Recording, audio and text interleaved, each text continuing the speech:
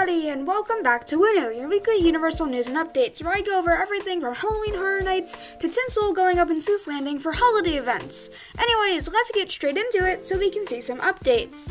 So as for some general news around the park, the new Universal Orlando annual pass holder button for November would be revealed to be a Twister-themed button. It would also be announced that the Mummy's gift shop, Sahara Traders, will be giving out Revenge of the Mummy themed UOAP buttons that have already been released starting November the 1st, along with the other ones.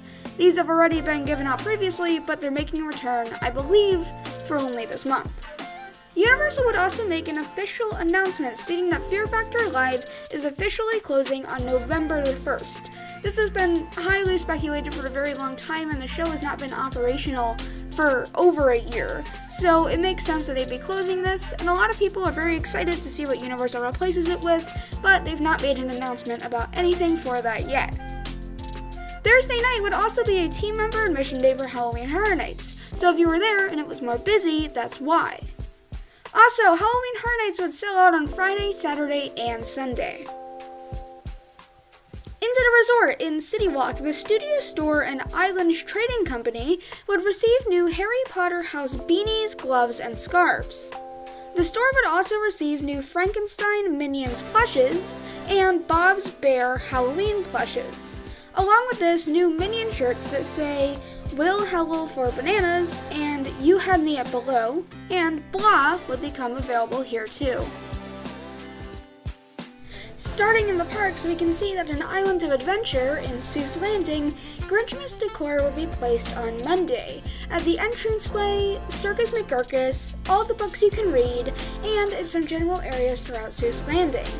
And as time went on, more and more decor would appear, even on the entrance to the currently closed Carousel, and bow ties on a ton of characters. Continuing this trend, Christmas tree planters with wonky trees in them would make an appearance on the pathways along with wreath poles. And the If I Ran the Zoo play area and fish play area would have garland hung inside of them. More stores would also receive garland, joined by the Cat in the Hat ride sign and hand.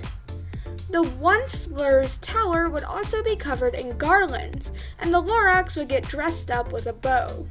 The Truffula trees would also be decorated. Garland would also be stretched between buildings. And the LED Christmas trees would be set up at the gates. A line of the bulbs would be lit up at nighttime for these too. Most of these lights would also be turned on at night, and they look really cool. Ornaments would also be hung later on some of the odd trees, and giant candy canes would be placed around, along with some more small decorated plants being placed, and light poles receiving more decorating. It would also be spotted that on the currently closed Carousel, a bottom layer of roof has been broken off for refurbishment. This most likely has to do with fixing the crack found in the structure a few months ago.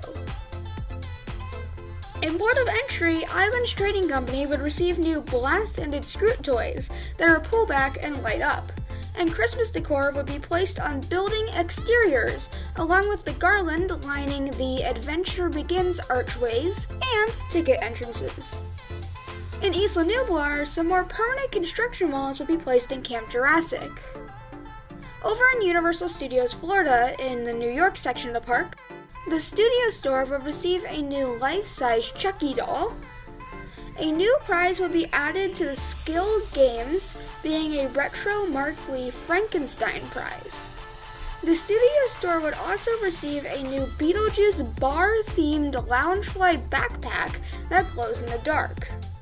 Also in this collection, new Loungefly Beetlejuice bags and wallets that feature multiple versions of Beetlejuice and Lydia would become available the next day.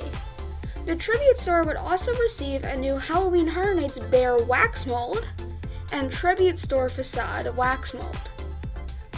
Over in the Hollywood section of this park, the Five and Dime will receive a new pressed coin machine that is classic monster themed. It features 8 coins themed to Frankenstein, Bride of Frankenstein, the Invisible Man, the Creature from the Black Lagoon, Dracula, and a mummy and alien-like one I personally do not recognize. You can buy 1 penny for $1 or buy all 8 for $5. The main stage in Lights, Camera, Action, Eddie's Revenge would need people to work on it during Halloween Horror Nights on Friday. It would be operational very quickly after it needed to be worked on, though. And in Kids Zone, in SpongeBob StorePants, new SpongeBob and Patrick Loungefly backpacks will become available.